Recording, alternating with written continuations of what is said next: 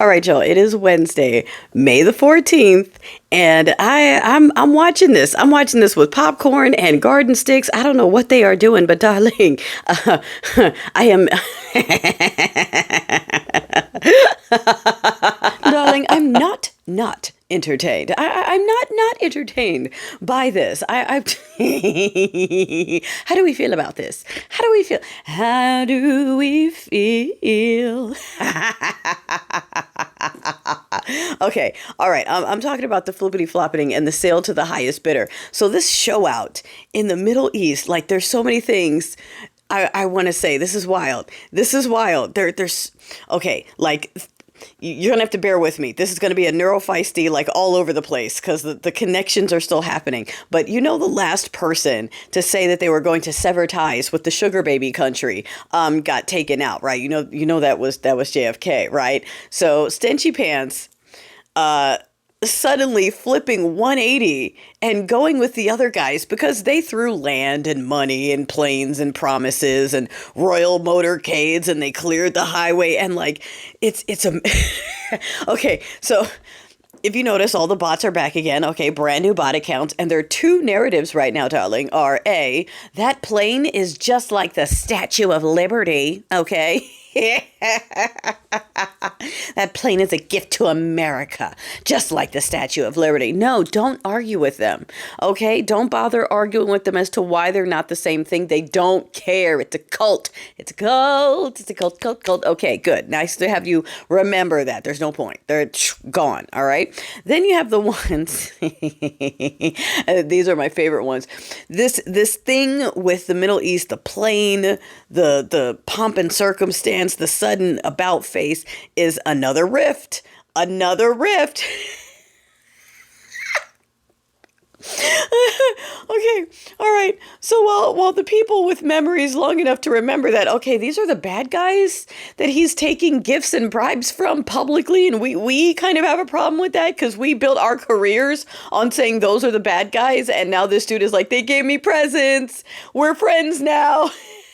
And then you have the swallowers and the bot accounts who don't understand why that's bad. And so they're just, this is great. Look, Biden barely got a fist bump and he's getting a presidential welcome. Look, they're calling him king of the world. Look, they're giving him a kingly. This is what he deserves. I'm like, oh boy, you're saying it. You're saying it and you're still missing it. They are like there's they're trolling in the way that only insanely rich people can troll, but that's okay. That's okay. I mean, they're showing everyone what we already know, which is that this dude is for sale to the highest bidder, and they are always and forever going to be the highest bidder. Look, to this man, our sugar baby over there, Izzy Nation, they are a red line on the ledger. We support them. We're sending them stuff. They're not buying anything from us. They've got all our stuff. They've got all of our money. So from the viewpoint of someone who's just looking for what they can pocket for themselves and what they can put into their own companies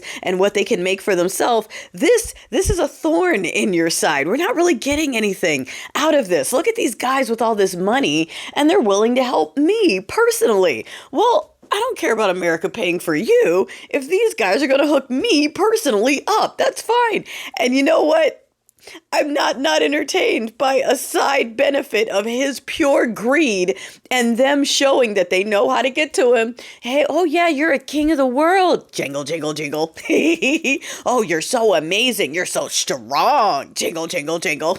Yeah, we'll make some more deals with you. You're amazing. Jingle, jingle, jingle. And here come all the swallowers. Yeah, now that's respect. That's what a king deserves. Look at him. This is the first set of nations that have actually accepted him as an official visit. Have you seen that? Like, no one else takes him. Okay, but anyway, not the point. The point is, if the side effect of this dude's greed and ability to just be bought by the highest bidder is going to get him to turn on our long running sugar baby and the expense that is and the damage that they've been doing.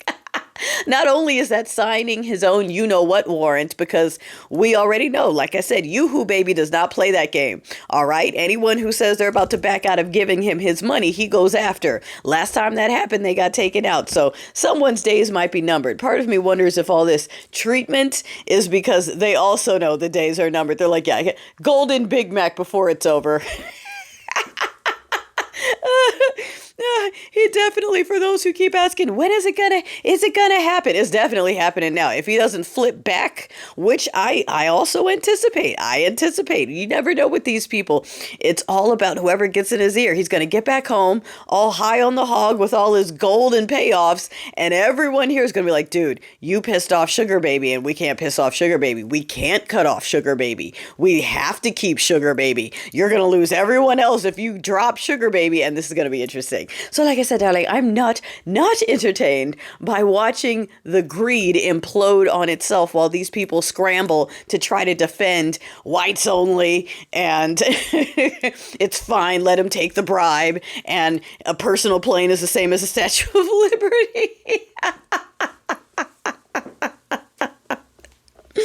Oh, well, Team Red pushes and keeps pushing for the removal of habeas corpus. And of course, they're using the special language, right? Well, they want to start with the undocumented first, okay? Which acknowledges, by them saying they want to remove it, acknowledges that, yes, even the undocumented are supposed to have due process. For the people who keep arguing, if you're not undocumented, then you don't get the due process. Like, they're over here trying to make up stories. Have you seen them? Like, well, if you steal from a place and then you want them to do this, then that's not how it works. Like, okay, you guys keep trying to explain shit when you have no idea what you're talking about. Please just a little bit of shush.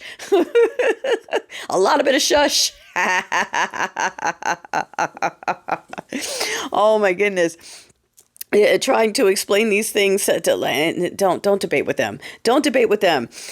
I don't know, y'all. I'm just saying. The same people that were like, we can't have immigrants because it's too much money, except for them. We can have them and they can have full rides, but everyone, and they're doing it at the same time. It's amazing. They're doing it at the same time. Send those ones away. Bring those ones in. We have no money for you. We have everything for you. Like, that's where we are. It's just that quick. The goldfish memory is going just that quick. And at some point, it is going to implode. It's interesting to me, though, that you see two-teethers, you know, the people in the poor places, the ones that are like, I'm so proud for the first time to be an American. We're finally united. I mean, she means her and her neighbors on her block are finally united in hate. And it's great how they're all just admitting that is their culture and that is their personality is disease. Ooh, speaking of disease, did you see Mr. Brainworm guy who took his kids to swim in sewage is now saying people shouldn't take medical advice from him. Okay? He's in charge of it. That's his job. He's literally saying, I'm not qualified for this job. People should not take my advice, medical advice. That being said, I am now going to make the laws on such things. Like, or not the laws, but, you know, policy and such. That we are now at the point where they can just say, yeah, I'm not qualified for this job. No one should listen to me, and they still get to keep the job. That's their excellence. That's their meritocracy. Literally saying, nope, no clue. But hey, I'm here. Aren't you glad I'm white?